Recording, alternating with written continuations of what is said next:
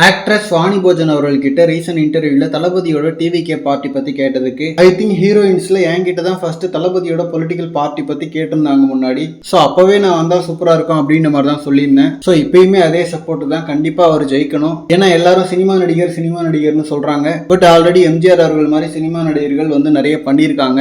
So அதனால கண்டிப்பா ஜெயிச்சா சூப்பரா இருக்கும். அண்ட் நானுமே டிவிகேல சேரலாம் தான் இருக்கேன், சும்மா சொல்லல, நிஜமாவே சேரலாம் தான் இருக்கேன். ஊட்டியில மேபி டிவிகேல என்ன பார்க்கலாம் அப்படின்ற மாதிரி ரொம்ப சீரியஸாவே சொல்லியிருக்காங்க. அந்த ஆல்ரெடி ஒரு இன்டர்வியூலயுமே டிவிகேல ஜாயின் பண்ண போறேன் அப்படின்ற மாதிரிலாம் சொல்லியிருந்தாங்க. ஸோ இப்போ திரும்பவுமே அதை ரிஜிஸ்டர் பண்ணியிருக்காங்க. அதுவும் ஊட்டின்னு சொல்லிட்டு அவங்களோட நேட்டிவ் பிளேஸ்லயே டிவிகேல பார்க்கலாம் அப்படின்ற மாதிரியும் சொல்லியிருக்காங்க. ஸோ இப்போ டிவிகேல சீக்கிரமே இவங்க ஜாயின் பண்ண போறாங்கன்னு நினைக்கிறேன். பட் இவங்க எந்த மாதிரியான பர்சன் அப்படின்றதெல்லாம் தெரியல. நாம ஜஸ்ட் தெய்வ மகள் சீரியல் அண்ட் சில படங்கள்ல பார்த்திருக்கோம். ஜஸ்ட் பதவி அண்ட் புகழா பார்க்காம நல்ல எண்ணத்தோட வந்தா கண்டிப்பா வாய்ப்பு கொடுக்கலாம். அண்ட் ஆல்சோ எடுத்த உடனே பதவியை எதிர்பார்க்காம போயிட்டு களப்பணிகளை பண்ணணும். அதுவும் ஊட்டி அவங்களோட நேட்டிவ் பிளேஸ்ன்றதால கண்டிப்பா அவங்களுக்கு அதுக்கு நல்லது செய்யணுன்ற எண்ணம் இருக்கும். ஸோ சும்மா வார்த்தைகளோட இல்லாம களத்திலையும் இறங்கி அவங்க களப்பணிகள் பண்ண ஓரளவுக்கு இவங்களுக்கு ஃபேஸ் வேல்யூவும் இருக்கு. அதாவது சீரியல்ல நடிச்சதால நிறைய குடும்பங்களுக்கு இடையே இவங்களை பிடிக்கும். அதுவும் அவங்க ஊர் பொண்ணு அப்படின்றதால ஊட்டி மக்களுக்கு இன்னுமே கொஞ்சம் பிடிக்கலாம். ஸோ சீக்கிரமே டிவிக்கெல்லாம் இணையறாங்களான்னு பார்க்கலாம். ஆனால் இந்த மாதிரி தளபதி பார்த்தீங்கன்னா ஹாட் அண்ட் அப்டேட்ஸ்க்கு நம்ம விஜய் ஃபோர்ட் சேனலை சப்ஸ்கிரைப் பண்ணுங்க.